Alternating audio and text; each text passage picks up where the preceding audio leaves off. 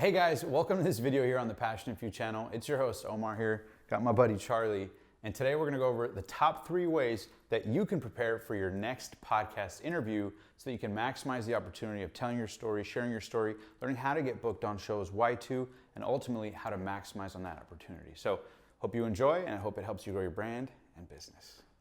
Representing the Passionate Few podcast, Omar, the podcast Rockstar, Elattar.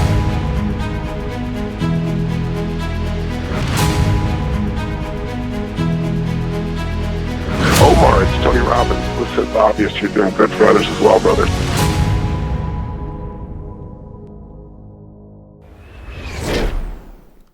Number 1, listen to good interviews.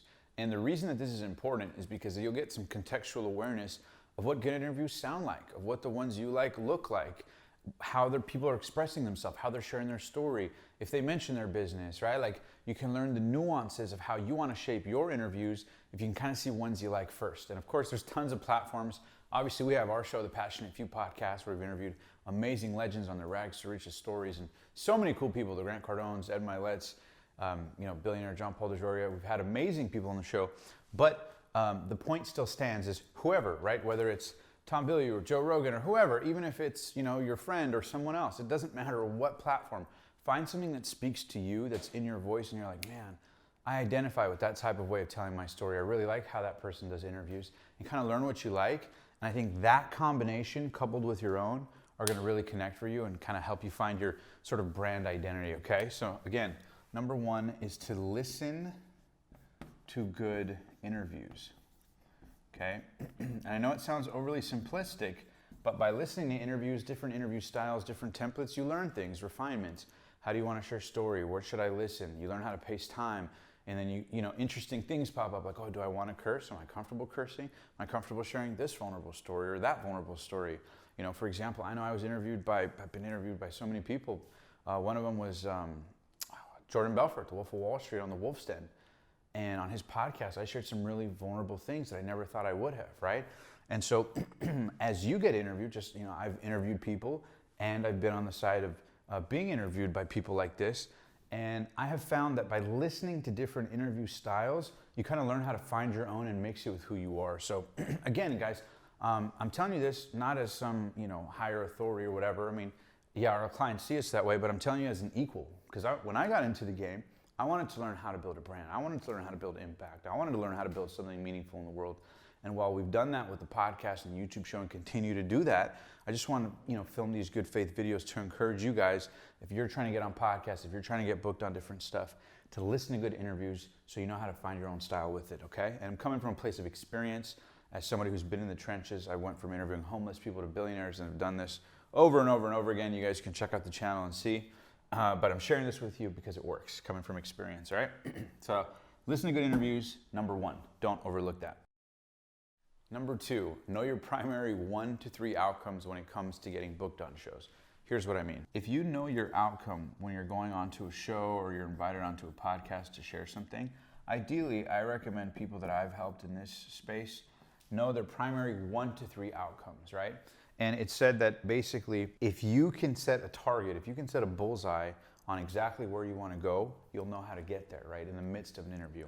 And the reality is that the reason I tell people to kind of be flexible when they go into interviews, I should probably even mention that for number 2, is to be flexible and know your outcome, right? When I say be flexible, what I mean is, as you go into an interview, and I've done this so many times, I mean, literally into 3 figures, of times doing this, is I've noticed a pattern that different people have different paces. They have different tonalities, they have different energies, different insights, different questions. And 30 minutes with one person is not the same to 30 minutes with another person, or 45 or an hour, right? How many times have we been with somebody 10 minutes and we couldn't wait to get out of there, right? Versus people we've been with for hours and we want hours more with them, right? So what that is, that's a powerful exchange of energy. And so you're not going to know how to navigate when you're doing interviews, especially if you're kind of new to getting interviewed on stuff. So what I always say is be flexible, be patient, and if you just know your primary 1 to 3 outcomes, in this case, which could be stories, which could be, if it's business related, it could be business or products, right? or it could just be out of sheer good faith, right? You could be doing a podcast to, share a particular point, or you're doing it for a particular cause, or with somebody who's a friend, or right, there could be just some good faith behind it, right? But maybe it's a story. Maybe your story is significant. Maybe you have a pain that makes people go, whoa, me too, I can relate to that, right? And so if you're gonna know your outcome going into it, I recommend 1 to 3. Anytime you try to force more stories than that or more outcomes, it can be hard to remain flexible. So as you go into it, as you're listening to good interviews, as you're excited about getting booked on shows, or maybe looking into it in the future, doing more of it, I would encourage you to do that, okay? Be flexible and know your outcome. What's my outcome to this interview? What is my target, right?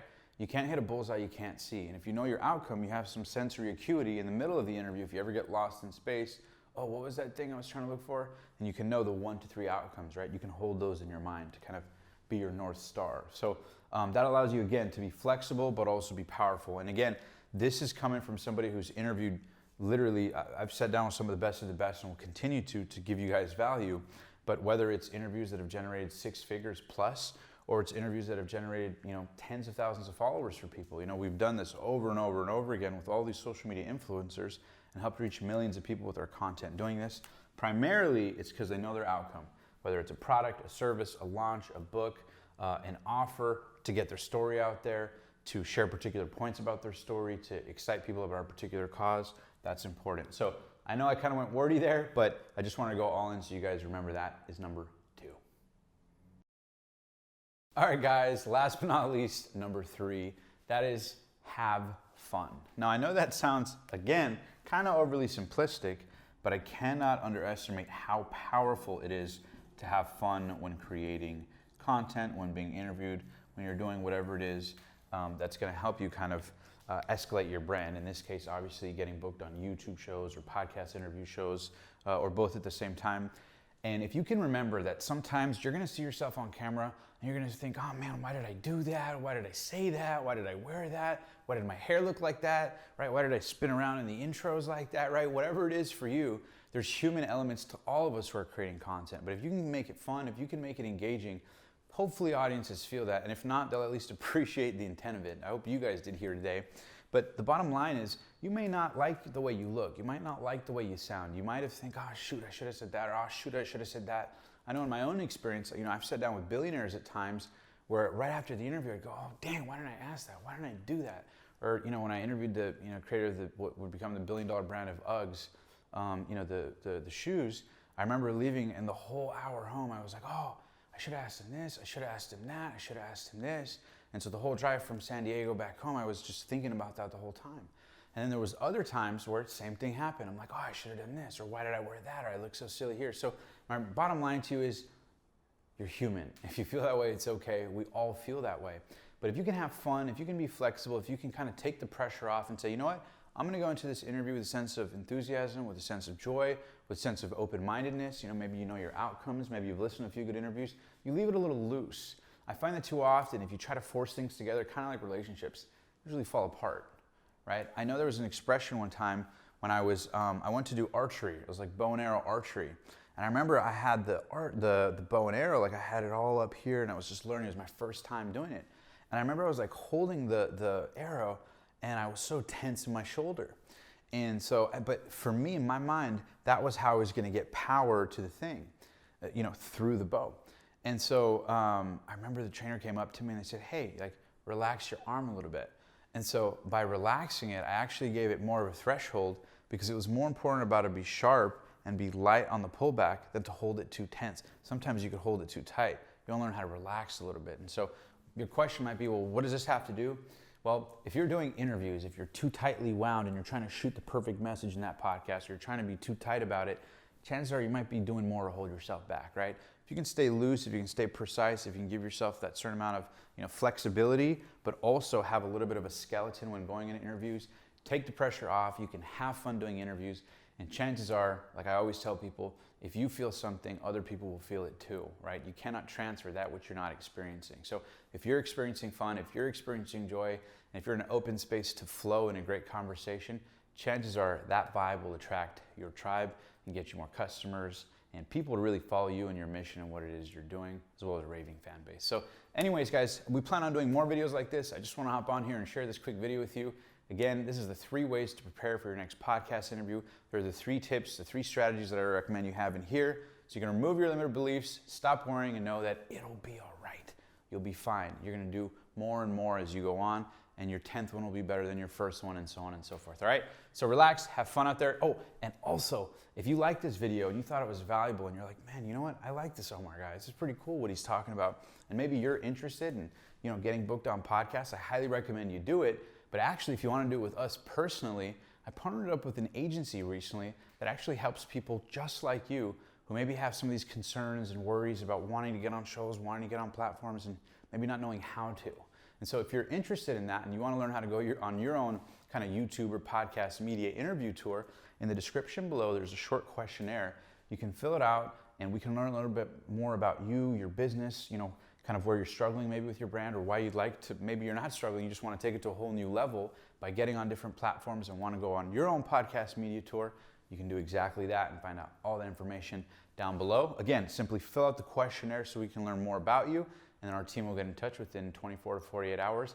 Yes, we do offer a service to help you with that, but again, this is not just like a plug thing. We wanted to bring value here, and if you guys want to work with us, great, and if not, it's even awesomer, because we will see you in the next video, and who knows, sooner or later, I look forward to serving you there. All right, thanks so much, guys. Hope you enjoyed this video, and go crush that next podcast. Thank you so much for enjoying this video, and if you found this content valuable, uplifting, and inspiring to take your life and your business to the next level, then I have some exciting news for you. Because the Passionate Few Academy officially launched our brand new on-demand training that you can access absolutely free at www.tpfacademy.com. Right there, you'll learn the #1 way to grow your personal brand or business brand online fast. The same way I've learned from interviewing some of the most successful people on the planet right here on the show who've done exactly that. So again, don't forget to check it out, www.tpfacademy.com. I promise you'll be blown away. And also, don't forget, there's 3 ways you can connect with me further. #1, you can text me absolutely free at the number on the screen right now and send me your most pressing life, business, or branding question, and I'll get back to you as soon as I can. #2, if you'd like to be interviewed on the show, you can actually apply right now in the description below and apply to share your incredible story, brand, or business right here with an audience of potentially millions of people, the same way we've helped experts, entrepreneurs, and authors just like you. And don't forget, that opportunity comes with the ability to partner with us and help feed 1 million people through our partnership with Feeding America.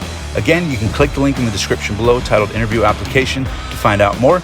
And last but not least, #3, if you'd like to get consulting from our team and work with you to help you grow your personal brand or business brand, no matter what industry you're in, we can do that by simply filling out the questionnaire in the description below titled Consulting Application. And if our team thinks that you'd be a great fit, who knows, you may just be invited to work with us to help you take your business to the next level. All right, that's it. Thank you so much for enjoying this video. Make sure to smash that subscribe button, turn on post notifications so you never miss an episode. And until next time, live strong, live with passion, and I'll see you in the next inspiring video.